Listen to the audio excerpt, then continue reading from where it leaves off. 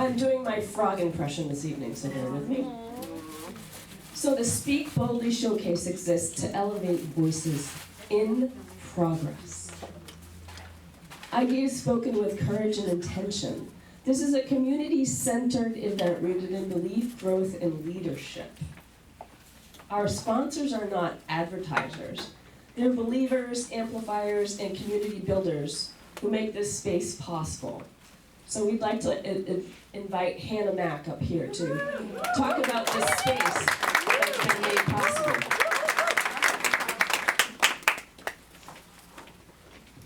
Hello, hello, hello. Brave of somebody to give me a microphone again, but welcome. Welcome to Speak Boldly. I am so excited to be here hosting everybody this evening. And I have to just say for a second that it is very exciting to have people here in this space because it has always felt like an extension of who I am. So while the event itself is Speak Boldly, you might notice that this feels like the softest of the things around here, between the linens, between the soft paints, between the colors that feel cozy. And that's intentional, because I want everybody to be able to speak boldly and step boldly in whatever direction they feel confident about, and even when they don't feel confident just yet. But in order to do so, I really believe that you have to be willing to be boldly seen first. So my invitation for everybody here is that if it feels scary, it's not maybe that it's wrong, but is it the fear of allowing myself to be seen that is stopping me? And my next piece, which is permission to be seen, because although it is scary, it is always worth it. And I'm endlessly excited to have everybody here tonight. So welcome and enjoy Speak Boldly.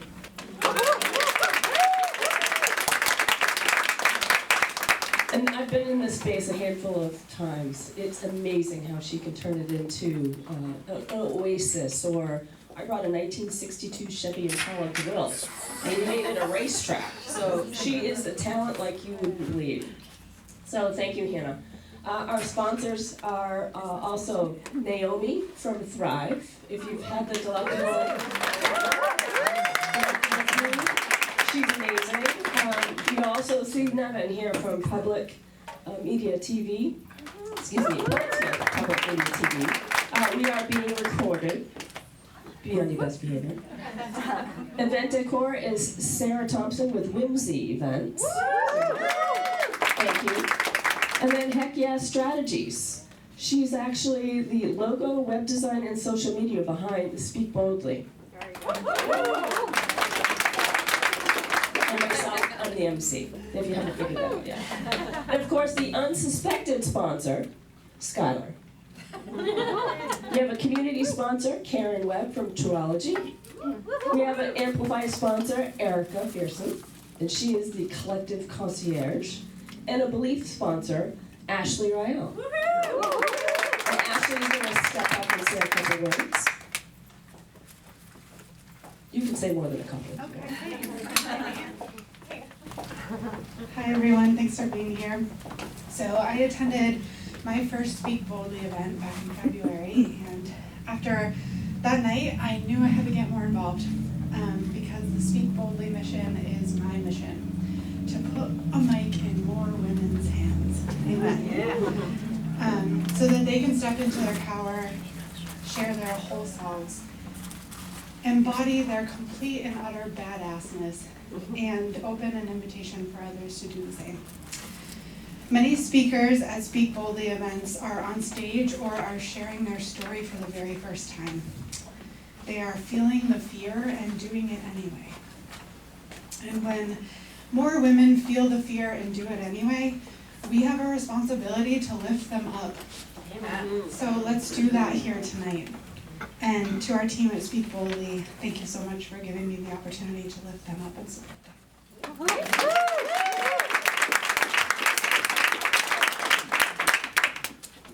So Lorraine, you had a mission statement you were going to share? I do. Okay, so I did some opening remarks, but they weren't really my opening remarks. These are my opening remarks. Good evening and welcome to Speak Boldly. Let's just start with this. It takes serious courage to walk onto a stage and tell the truth about your life. And tonight you're about to watch women do exactly that. Some of the women you'll hear have never shared their stories out loud before. Others are saying something they've never said anywhere. And every single one of them had a moment this week where they thought, who am I to do this? And thankfully, they're here, all of them. All of them are here tonight. Because here's the truth.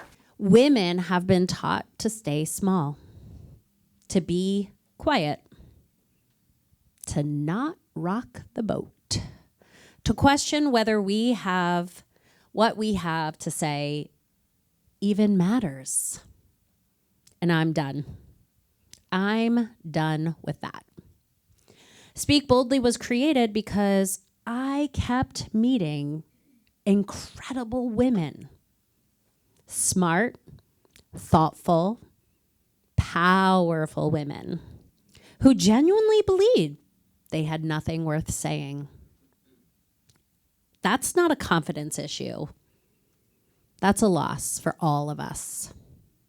Because when women don't share their stories, we lose connection, we lose perspective, we lose the kind of honesty that actually changes people.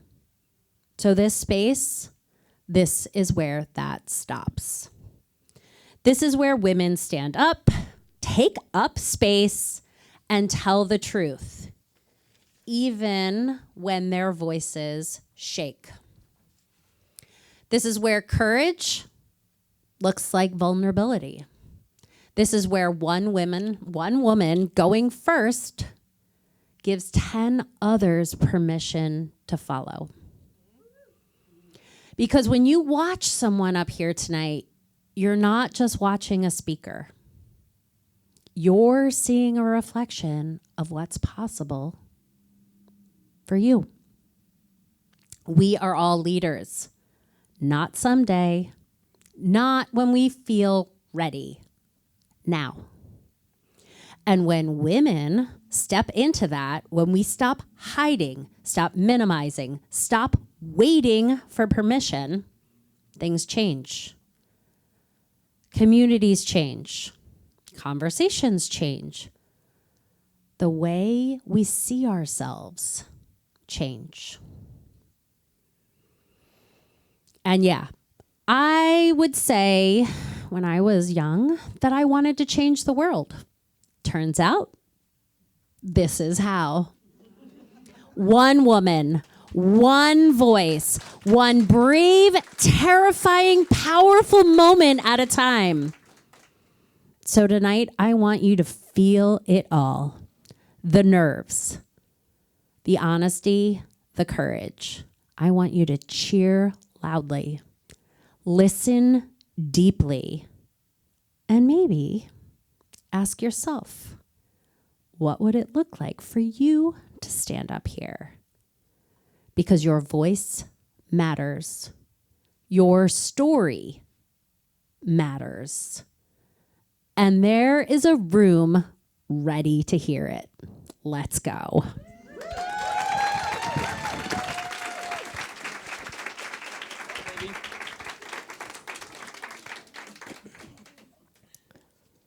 So deep inside, everybody has a story. And I love that we can all connect with those stories. You may not connect with every part of it, but there's something about each story that you're going to connect with.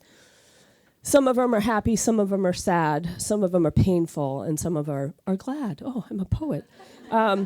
So I'm going to share a disclaimer with you.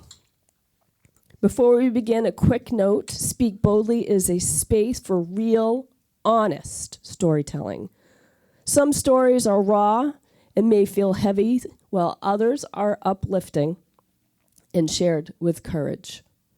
If at any point you feel you need to take a moment to step away, please know that this is a safe space and you can do so. We're not going to take your birthdays away. The first event was February 5th at Salon. Holy shit. look where we are now. And she's got August, September, and November lined up. I mean, amazing. I started that speak with 2 definitions. I'm a very black and white person, so I feel as though using a dictionary for me gets my point across. So bold, defined of a person, action, or idea, is showing an ability to take a risk, confident in courage. Bold of a color or design, having a strong, vivid appearance. Bold isn't always strong, outwardly facing. Most often, it's quiet courage within. Something asking to be shared, so others feel that they can step forward too. And this resonates to what Lorraine was saying.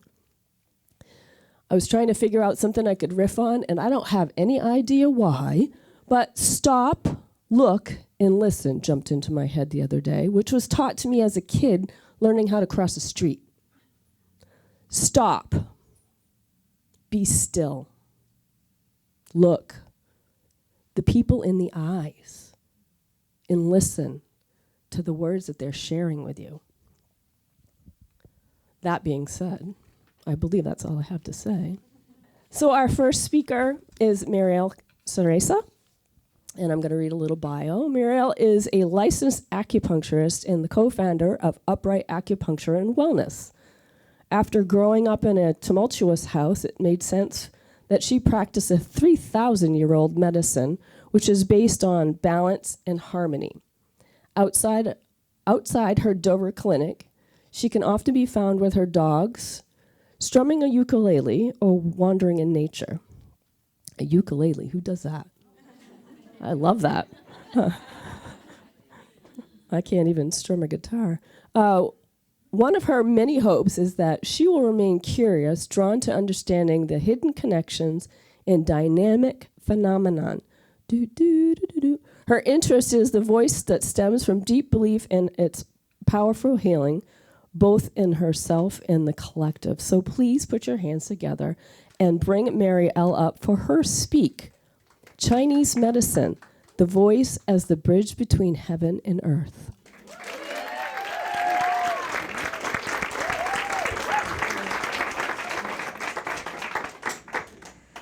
So I don't like the sound of my voice. So this is particularly hard, especially hearing it coming back to me. I've never liked the sound of my voice as long as I can remember. I find it high-pitched, nasal, kind of squeaky, basically kind of like a limp dick energy of a voice, if you know what I mean. So yeah, I'm just gonna go ahead and say it. Years ago, this voice coach told me that it sounded like I had a tight larynx and that there are certain throat exercises I could do for this. That's what he said. Yeah, so there you go. But other than those ones, Nadine, recently I started talking to my friends about it too, because I had this talk coming up and I'm like, it's gonna be great. Only problem, this voice.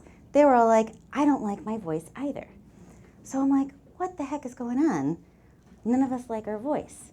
And I just thought it was kind of strange, this thing that we use every day, all of our lives, to connect, to express ourselves, to be known, that we could dislike it and take it for granted. I especially don't like my voice now because I'm nervous and I can hear the fear in my voice. I can hear the disconnect between my desire to express myself and myself, my root. This is a small example, and I feel like everyone here has probably felt this or heard this in their voices before. A more extreme form would be for someone to lose their voice entirely, and I have seen this happen. About 22 years ago, before I practiced Chinese medicine, before I thought of my voice as anything other than an annoyance, I was traveling in India for a few months and volunteering at an orphanage in a small town outside of Lakshmanjula. That's kind of in the north, near Rishikesh-ish. And there were about 20 orphans there, and when I say these were the best kids, they were unbelievable. And I didn't like kids until I met these kids. I'm still on the fence, but I really liked these kids. They opened up my heart. I was blown away by their love and compassion and brilliance. It was like watching comets zoom by you. And they were so radiant that you wouldn't guess the kind of darkness that they had been pulled out of. So most of the children had been rescued from brothels or some form of slavery. And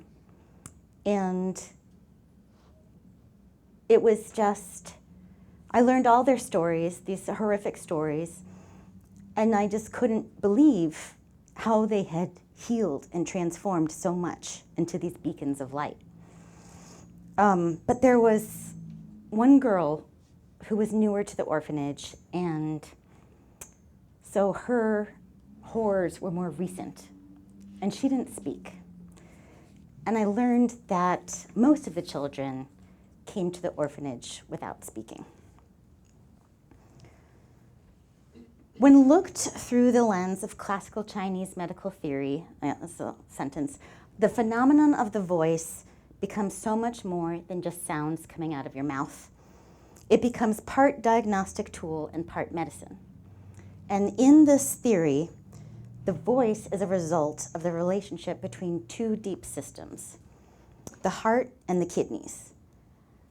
The heart is where the Shen, the spirit, resides. This is our consciousness, our awareness, our emotional truth. And the kidneys hold what we call Jing. This is our root, our essence, our inheritance, what we were born with, the map of who we're meant to be. So in classical terms, in this dynamic, the heart is heaven. It is perfect. It is the emperor. It is expression, spirit, light. The kidneys are earth. They are depth, root, ancestry, substance. Voice is an expression of the connection between heaven and earth. So when someone speaks, it's not just sound. It's what happens when your awareness wants to express something, and your deepest rooted self allows it to come through. Which brings me back to that little girl. Because from a modern perspective, we might say she experienced trauma and her nervous system shut down the function of speech. But in classical language, we might say something slightly different. That her heart, where the Shen, her spirit, resides, her capacity for expression was disturbed or disrupted. And her kidney depth, her sense of safety, rootedness, inheritance, was overwhelmed by fear. So there was a separation between heaven and earth, between yang and yin, which ultimately leads to death. Here, it led to the death of her voice. Which is why, when I heard that little girl's voice come back, I was witness to the reemergence of a spirit.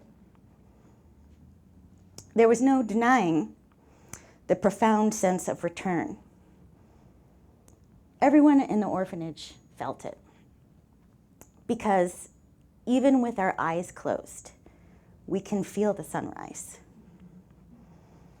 To see a person, a human being, come back online is something I will never forget.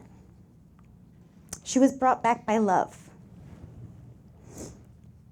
by the reintegration of yin and yang, of heaven and earth, so that the spirit could settle again in the heart. And I think about that a lot now, because most of us don't lose our voices completely, but we lose access to parts of them. We soften them in certain rooms, we tighten them in others. We hold them back when something feels unsafe. And we don't always notice we're doing this. So pay attention to your voice. What is it trying to tell you? And recognize your voice for the medicine that it is. Sing, yell, chant, whisper. Because maybe the voice isn't something we perfect. Maybe there are no throat relaxing techniques necessary. Maybe the voice is something we return to when the heart feels safe enough and the body feels rooted enough for us to speak boldly.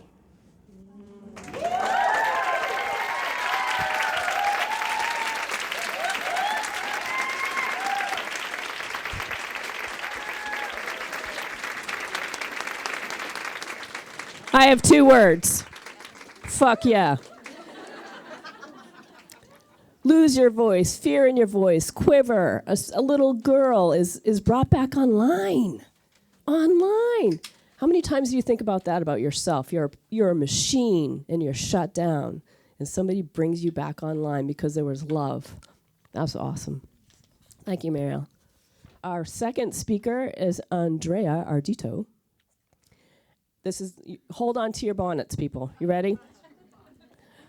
Andrea hails from Cape Cod, Massachusetts. Despite there being skid marks on the Sagamore Bridge from her leaving at 18, she now proudly wears her Cape Girl status with pride. Andrea has been many iterations in her life: an actress, a writer, a mom, a teacher, a creative, and now a shop owner. Even though she has been a sassosaurus, I looked that up, that's not a word. I told you I'm very black and white, right? But she is a sassosaurus. Her entire life, she now truly is using her voice as a woman in the world. As a menopausal woman, she speaks daily about joy, clarity, and strength that comes from abandoning all fucks. Let me say that again, because that's my favorite word. Abandoning all fucks, and encourage everyone she meets to do the same. Part joyful butterfly, part let's make a universal army of women and burn that patriarchy to the ground. She enjoys being equally part good example of horrible warning to others in her life. I'm a little scared.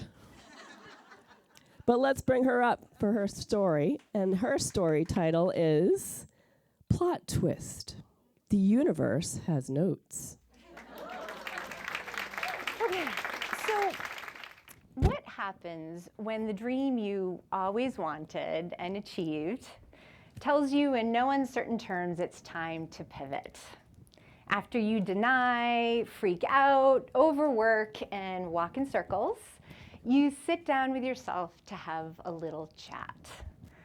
You cajole and remind yourself of all the whys. Why it was your dream for so long, so blissfully long, until you get brave enough to acknowledge that the pebble tapping on the window has now become a boulder coming through your door. You see, being small is my origin story. As a child in my very Italian, very patriarchal family, taking up space in the room was not an option for little girls. Neither was worthiness or ambition. It wasn't until about yesterday that I realized just how ingrained these messages were. I thought I was giving the middle finger to it all, but in actuality, those messages had become belief systems, and ones that had seeped into my core. As a student with a learning disability, as an actress, a writer, a creative, there were never conversations about purpose, life plan, or whether I was deserving in what I sought to do. Despite this, I navigated my way through life with a, oh yeah, watch me. Something my psychologist husband refers to as oppositional defiance disorder. but I'll go with spirited. I mean, what does he know? The only thing that truly felt like home was creating. As a young child, I would become obsessed with anything avant-garde. I loved anyone outside of the normal of life. I was quintessentially bohemian at 8. I wanted to live, breathe, and exist in that world. Looking back, this is what some call your soul map. But somewhere along the way, the messages to acquiesce got louder, the estrogen was flowing, and I was doing everything society told me I should be doing and more. Cut to 2017. I was teaching at 2 different schools, momming, and having a side hustle doing design and declutter work and refurbishing furniture. A friend who owned a retail business said to me, "It's your turn now to have a room of your own. The shop you've always dreamed of." I told myself, no, I couldn't do that, until I felt like I was gonna vomit through my nose. And then a yes, damn it, came out of my mouth because I literally couldn't say no. It was another soul map. I opened Nest with just over $200 using money my dad had left me after he died. His death had me feeling, if not now, when? I left one teaching job on a Friday. I opened up my 225 square foot shop, and I remember telling someone, if I can sell one piece of furniture to make my rent, I'll be ecstatic. One piece. I was playing small, even as I was setting up my dream. A year after opening, I did so well, I left teaching full-time. My shop Nest has weathered a pandemic, moved from Maine to New Hampshire, and is currently navigating the economy hitting the crapper. I love my community. I love the dogs that come in for cookies and snuggles. I love that the little girl who started coming in 2nd grade now comes in middle school and asks me what color pink she should dye her hair. I love being able to assist and advocate for those who are marginalized through the platform my shop has given me. It's not just a vintage shop. I am a safe place, a place for celebrations, tears, and all things support for women. Running a store single-handedly, however, means 80-hour work weeks. There's never an off button. And for me, it felt like a forever and ever thing, and that was fine because it encapsulated creating and community, the dream. But I hit a wall during the holidays this past year. I started to feel like that Hans Christian Andersen fairy tale, The Red Shoes. It's a morbid little story. A girl gets gifted magical red shoes that allow her to feel the joy of her life. And she dances and dances and dances until the point of near death. She's not able to remove the shoes, and she's only saved by cutting her feet off. I told you it's kind of morbid. But the lesson is there. There's more to this life than working yourself to death, even for something you love. So, I gave myself permission to pivot, and I started to imagine. I got still in my fight or flight. I journaled, worked my therapist hard, and leaned on my near and dears. You know who you are. I told that voice in my head urging me to stay small, to shut the fuck up. I looked away from the expectations of what I thought people needed from me, and I asked what I needed from myself. The bones are still fleshing out. Things I entertain one week might not make the cut the next, and that, my friends, is okay. I am learning to make friends with the pebble at the window before it becomes a boulder at my door. Instead of seeing things as harbingers of doom, I open the window, invite it to sit down, and hear what it has to say. Isn't that what we hope wisdom is? That we can feel in our bones the cycle of life. All of it, the beginnings and the endings, and all the times we knew in our core, the directions we denied ourselves because it was messy. It wasn't the right time. It would let someone down. Or it was inherently selfish. I ask you, when is listening to yourself and letting yourself fully flesh out selfish? Who are we serving by living small?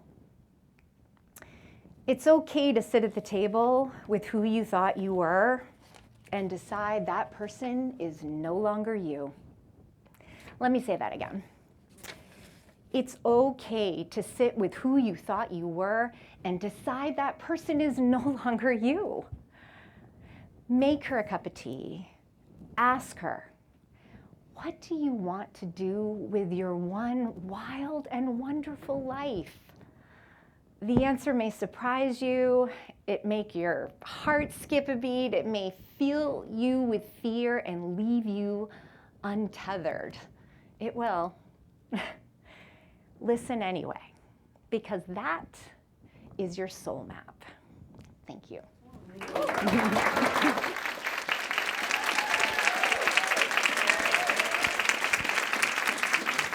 Fantastic. Being small is my origin story? I don't fucking think so. Soul map, I love that. And what I really like is the voice in my head. Shut the fuck up. That's great because we do all hear that voice in our head. But what if we had that honest conversation with that voice in our head? What if we sat in that moment and listened to what that voice was actually saying? Because I'm sure it's screaming for a reason. It probably wants your attention. It wants to tell you what your soul map is. We're moving on to Gayle. Gayle Henderson. Meet Gayle Henderson. It's like we're on a dating show. Owner of the Infall, a business built on one powerful idea. The goals that feel out of reach for business owners. Those are exactly the ones Gayle loves to tackle. I've had a lot of cough medicine today. She has a gift for cutting through the noise, sees every efficiency, and makes the complex refreshingly simple. She loves the administrative side of business. Now, I know you think she's crazy, because I'm kind of like that too, and I think she's crazy. She loves sharing what she knows with her clients, friends, and especially today's youth. By night, she trades the boardroom for the great outdoors, skiing, hiking, camping, traveling, and walking. She's a proud wife, mother of 2, and currently a crazy pup mom who has made New Hampshire her home because the fresh air is non-negotiable. Gayle's going to join us today and speak. Her title is Gayle Buzzkill Gayle. Come on up, Buzzkill.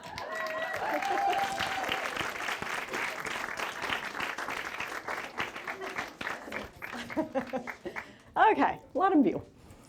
So, as Nadine said, my name is Gayle. According to my family, the people who love me the most, who I shared DNA with, a couple of them, I shared my dinner table with every night, I am Buzzkill Gayle. To our friends, now somewhat known as Risk-Averse Gayle, I used to wince a bit when they would say it. I'd laugh along with them, but underneath that laugh was a quiet voice asking, is there something wrong with me? Why can't I let life just happen? Because when somebody says, let's go on a spontaneous road trip, my first thought is, yes, adventure. But then immediately after, do we have enough gas? Does the phone charge? Do we have water, snacks? I'm packing a bag. For years, I labeled that reaction as stress or worry, maybe even anxiety. Treat it like a flaw that I needed to manage on a regular basis. Oop. Sticking together. Let me be clear, because this part's really important to me. Being a buzzkill does not mean I'm not fun. I love spontaneity. I love to host a party. I laugh loud. I say yes to most adventures. I've danced in places I probably shouldn't have, and I've done some things we won't talk about today. To give you all perspective, especially people who don't know me, I am genuinely terrified of heights. But I ski more than 30 days a year. Totally confuses people. But that's the point. Fear doesn't stop me from doing fun things, hard things, or living a great life. It just means that I respect the risk and prepare for it. I decide if I want to engage or not. And sometimes, very intentionally, I'll take a risk without a backup plan. A few years ago, we were in Turks and Caicos, and my daughter wanted to go parasailing. My husband didn't want to do it. She wanted to create family memories. This was not a legit company. This was two guys with a boat and a string. Let me be clear. There was no backup plan. There was no checklist. I watched them close and lock every single carabiner very clearly.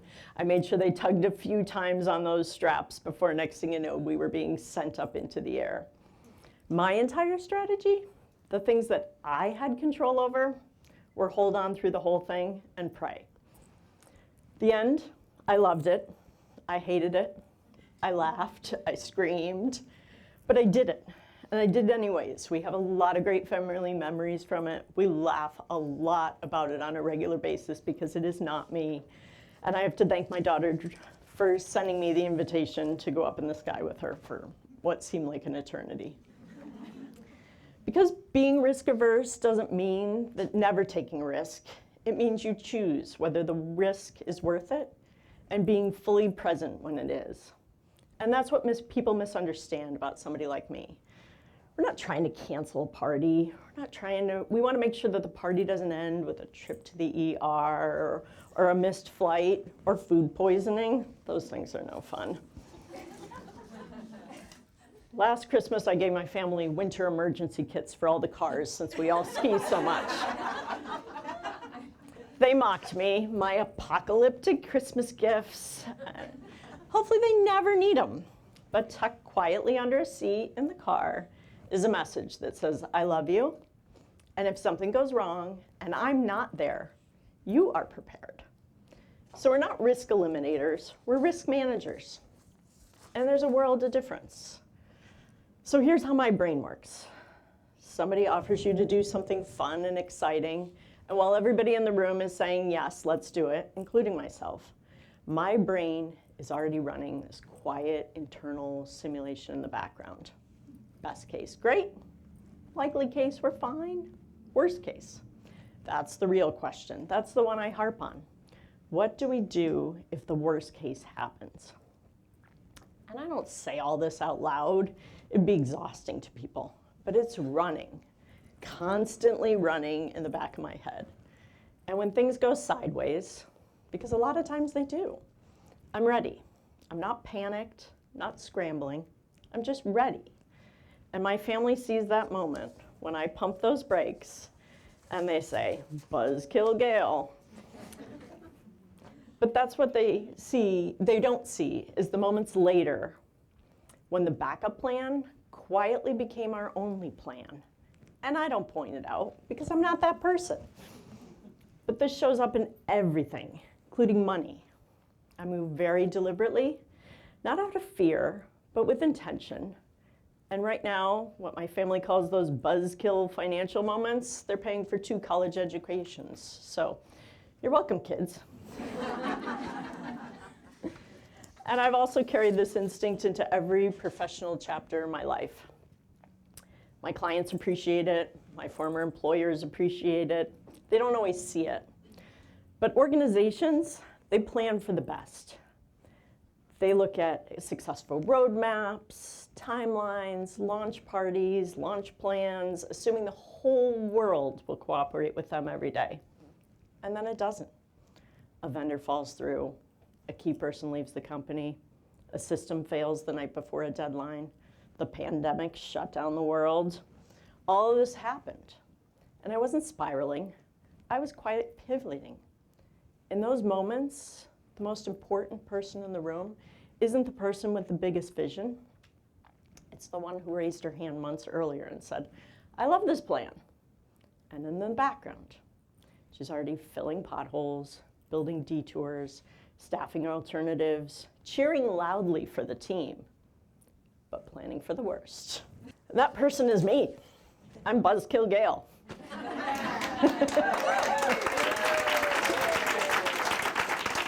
And I watched that unglamorous, annoying qualities save projects, budgets, friendships, relationships, jobs, including my own. But here's what I know today. Standing on the other side of a few decades, older and wiser, I was wrong to apologize for it. And today I'm done. I am proud to be Buzzkill Gayle. That is my superpower. And here's what I want to say to everybody here who might recognize themselves in this talk, or maybe you don't. You don't have to be labeled a buzzkill. You have your own thing. What I want everybody to do is embrace that part of you that people mock, they tease, they misunderstand, because that thing is likely your superpower. And the sooner that you own it, love yourself for it, and be proud of it. Thanks so much. Thank you, Buzzkill. Stress reactions, Christmas gifts, emergency kits. I actually love that. Prepared, worst case scenario, backup plan, roadmap, calm and collective. I did a little asking from these ladies to provide some little snippets here and there, and one of the things Gayle said was, with age comes courage, but I don't want younger women to wait. Don't wait until you're in your 50s to own your strengths. Don't depend on decades. Don't apologize for what exactly makes you the extraordinary person. Don't fucking apologize. So next up we have Erin Snow. Erin is a professional listener. Professional listener. I love that. A remarried mom in a blended family and the founder of the Unmuted Room, a confidential space where people can be heard without judgment, fixing, or interrupting. She spent nearly 17 years as a trauma-informed legal advocate for survivors, becoming the first paralegal in New Hampshire allowed to represent clients directly in family court. That's awesome. Through that work, in her own life, she saw just how deeply people needed to be heard. She's left her legal career without a roadmap, there's a theme, and created something new. When she was told, I don't think that's a thing, she said, well, I'm going to make it a thing. Erin is funny, honest, and refreshingly unfiltered. As her tattoo says, she embodies strength in one. So please welcome Erin and her talk, I Am the Witness.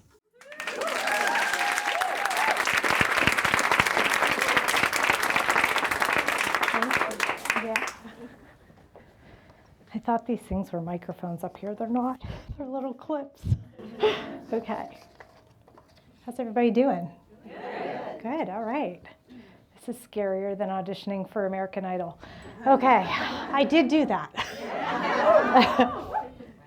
Okay. So most kids growing up in the 80s and 90s were watching Sesame Street, Mr. Rogers, Fraggle Rock, and Reading Rainbow. I grew up watching movie musicals. Some of my favorites were Oklahoma, State Fair, Easter Parade, and Meet Me in St. Louis. I remember running home from school and turning on Turner Classic Movies. I was engrossed by the costumes, the song and dance numbers, the love stories. It seemed to me like they had created perfect worlds where problems were solved and love was always found at the end. Nobody questioned whether what the characters were feeling was real. It just was. My mom, on the other hand, thought there was something wrong with me. What kid got excited to come home and watch old movies? No joke, she even called the pediatrician to ask if this was normal. The pediatrician told her to let me have my outlet. I still have that outlet today. One more recent show sticks out, Dear Evan Hansen. In one of the songs, the main character, Evan, asks this question.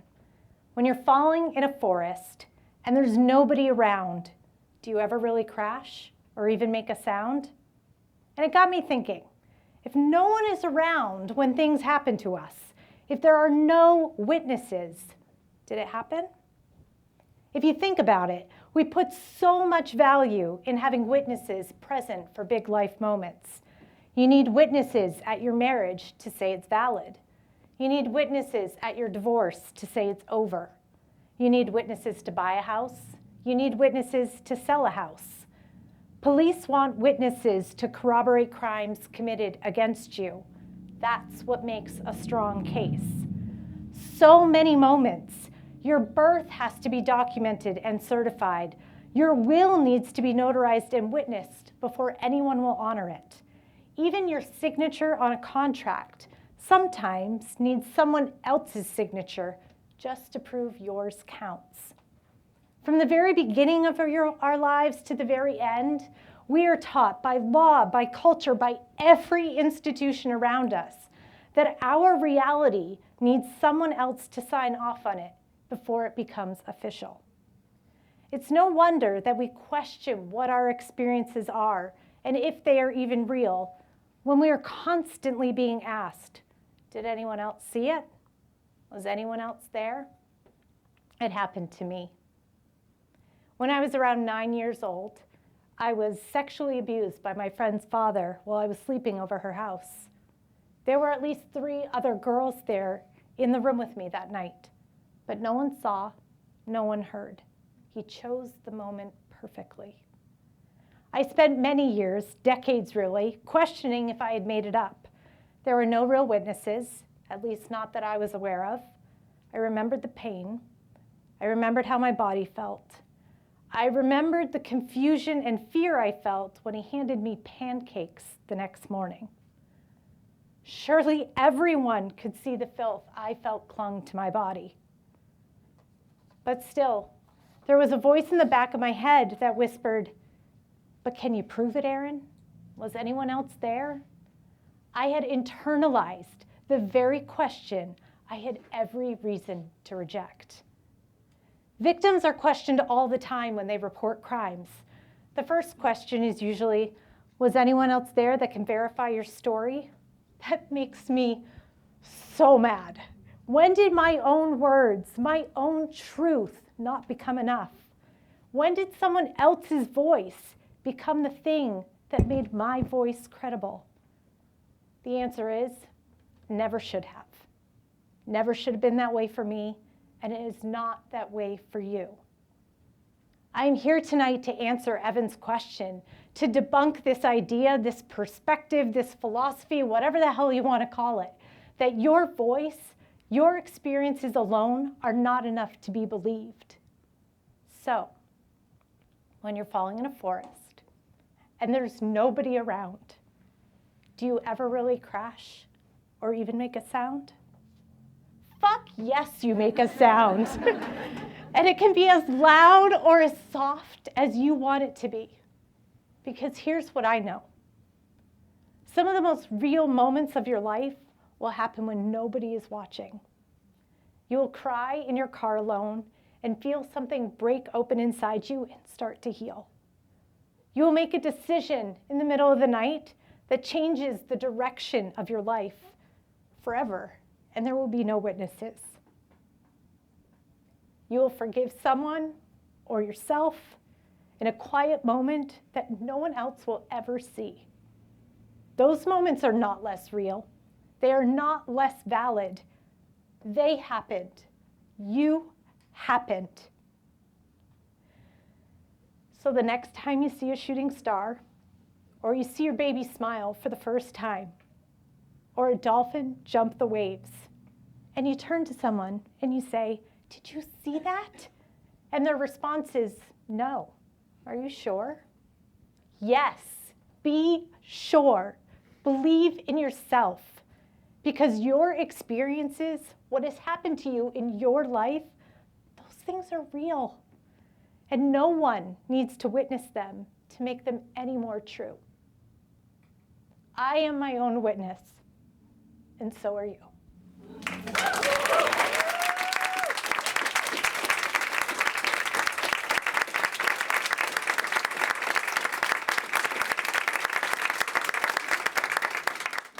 Can I have a witness? I try to make light of heavy things. Erin, when we speak together, we share together. She gave me a little tidbit. We find common ground and realize this isn't just a me thing. And that brings hope. Validity. Your words mean something. Stop, look, and listen. So we have another speaker. And that is Tammy Hickey. Tammy Hickey is the founder of Rebel Style, where she helps midlife women break the rules that they've been living by reclaiming who they truly are. Rule breaker. I love that. After a 30-year career in HR, spent navigating expectations, performances, and playing by the book, Tammy knows firsthand what it looks like to succeed on the outside while feeling discontent within. Her turning point came in midlife when she realized she could no longer live a life built on approvals, roles, or who she was supposed to be. She chose to rebuild from the inside out, reclaiming her voice, her identity, her truth. Her talk, Finding the Rebel Style Within, is a powerful invitation to stop asking for permission and finally become the woman you always meant to be. So Tammy Hickey, come on up here and tell us all about it.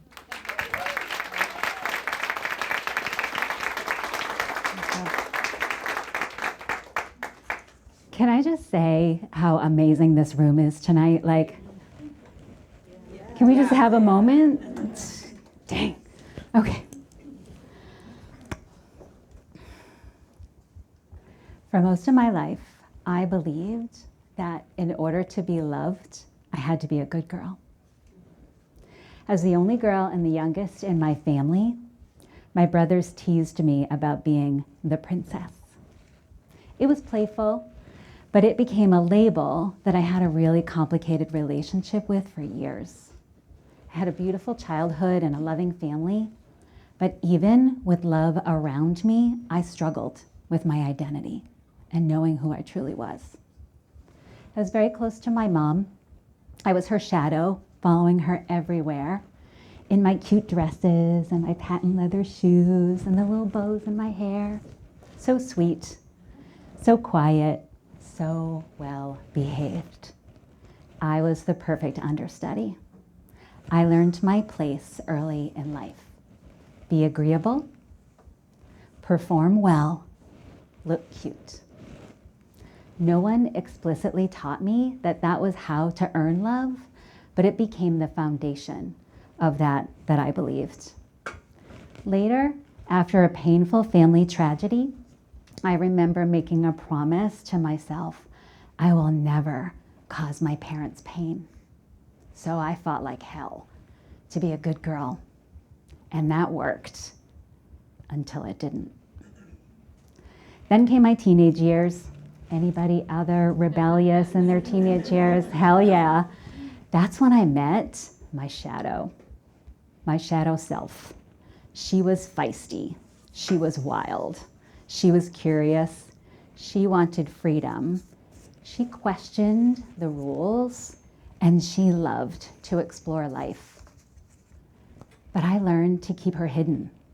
She was there, and I let her out sometimes, but I believed that rebellion wasn't lovable. People loved the polished, the agreeable, the high-performing Tammy.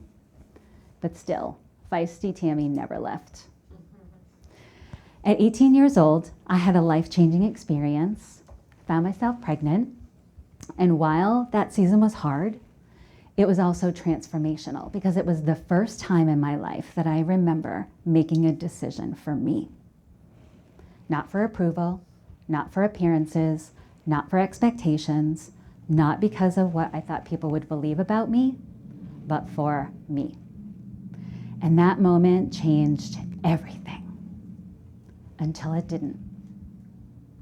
Then came corporate life. And if there's ever a place to lose yourself inside a mold and try to fit a profile, it's corporate America. I slipped right back into that role. Do what's expected, fit the profile, get the promotion, repeat. That's how it works. From the outside, everything looked great. I was successful. I had the name outside my door. On the inside, I was disconnected, I was dysregulated, and I was exhausted. I learned how to perform, but I never learned how to be. I continued to live for that external approval, the praise, the promotions, the applause. I always pictured my life as a gobstopper, like really bright and beautiful on the outside, but then layer after layer after layer after layer, never quite getting to the true root of it. I was very good at living separate lives. One version of me at work, one version at home, one version on the weekends, one version at church. All those different colors in the gobstopper, but never quite allowing them to overlap. To others, everything looked like I was thriving. I had the career, I had the family, I had the friendships, but on the inside, honestly, I was crumbling. It became harder and harder to maintain it all. And frankly, exhausting, but I had no idea how to do it differently. Soon it all caught up with me, although I didn't really know that it was happening at the time, but the body knows, doesn't it? The body knows. It felt like my body was revolting against me. I had food sensitivities, digestive issues. I thought it was stress. I couldn't sleep at night. Then breast cancer, hormonal chaos, medically induced menopause, weight gain, insomnia. I just felt like I didn't even know who I was. Everything that used to work for me, like, no longer did. And I didn't know what to do. It felt like my body was betraying me. Now, I see it differently. It wasn't betrayal. It was my body trying to tell me the truth. Long before I was willing to hear it. It took a deep depression and feeling at war with myself before I finally listened. And I'd love to tell you that I had this like giant overnight breakthrough, this aha moment, this like experience on the floor, and I woke up and I was like, I know who I am now. No. That is not how it works at all. Healing is a gut-wrenching journey. It meant, for me, getting to know those shadow parts of myself, meeting every version that I had buried deep into my soul for years. And not only getting to know her, but like welcoming her and telling her thank you for what she taught me and giving her space today at the table. Angry Tammy, she was hard. But then I was like, okay, yeah. Resentful Tammy, maybe a little harder. Shameful Tammy, dang, fucking hard.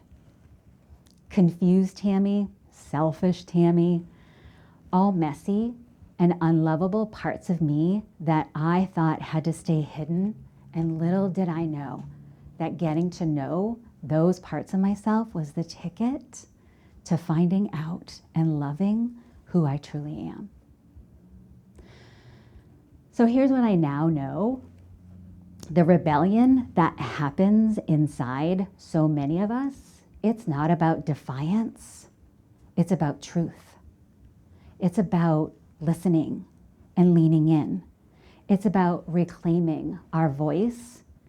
It's about integrating parts of yourself that you were taught to reject and that were messy and that were unlovable. It's about having the courage to be whole instead of good. This version of me, this like messy, honest, imperfect, like real, she's coming alive. It's a journey. And every day I get a little bit and a little bit more familiar with who she is.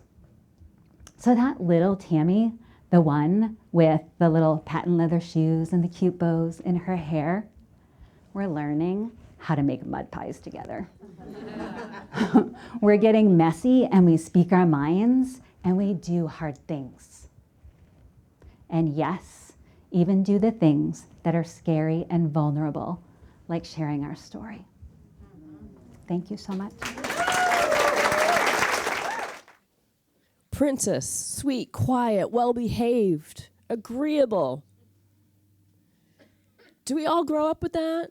You got to be a good girl. Don't say that out loud. That's not nice. You shouldn't say that. I mean, we can all be respectful and speak our voice, but we're tamped. We're tamped down. And when I think Tammy gave me a little blurb too, she was more clear on who I am and what I stand up for. The courage to be seen in a way that has evolved doing the work. So feeling the feels and doing the work is a struggle, but it gets you where you need to be. So where we need to be now is on our last speaker. And Lorraine is going to come on up and talk about the power of just.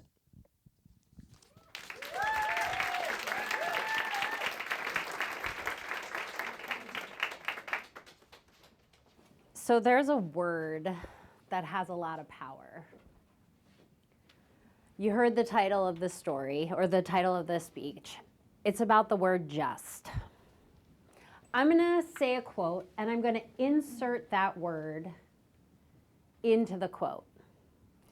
In a world where you can be anything, just be yourself. At first, I thought it improved the quote, made it easier to be myself. Maybe being myself was enough. But the more I thought about it and the more I said it, I realized that's not what's happening at all. That word just diminishes everything that follows it. And I'm going to share a couple of my stories with the word just so that you can see how it diminished me and how it diminished everyone around me. I was a teacher, and I used the word just all the time. When I introduced myself to people, I was just a teacher. It didn't feel like I was diminishing my value. I felt safe. In fact, I heard lots of people identify themselves as just a teacher. But it was when I saw the reflection of this diminished value from my students that I wondered, what's actually happening here? It wasn't all of my students. It was my average students. the ones that I wanted to do something bigger, try something that would push them a little bit, that I heard and saw that diminishing value. I can't do that. I'm just fill in the blank. I identified with these students. I too was average. Academically, I was definitely not the top of my class, but I was also not the bottom. Athletically, I was never going to be an elite athlete, but I wasn't the worst. If I practiced, I could figure things out. And when I was watching these teenagers, maybe you have a teenager, maybe you know a teenager, maybe you remember being a teenager, and at this age, comparison is everything. You don't want to be the worst ever. So you do everything you can to protect yourself. This is where the word just and average came into my life. If I was average, I couldn't be the worst. And my students were doing the same thing. The word just followed me home.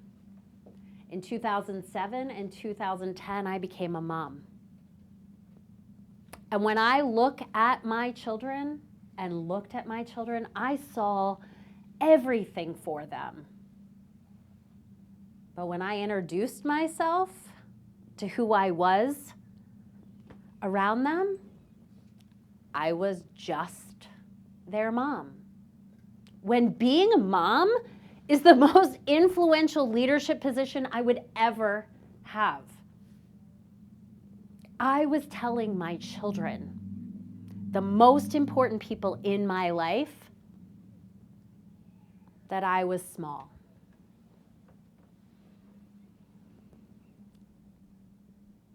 This is where the story had to change for me. Why? Why was I just a teacher? Just a mom? When I knew I was so much more than just anything. The answer was something I didn't want to face. On some level, I didn't think I was enough. And so I hid behind the word just. I hid behind average because it protected me from being the worst, from being a failure, from making major mistakes. What I didn't realize is that it was protecting or preventing me from being better at everything. And so I had to find the courage. I had to be okay and accept being me, not just me.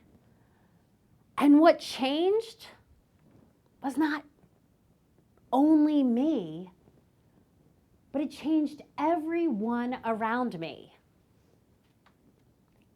My children, my students, my friends,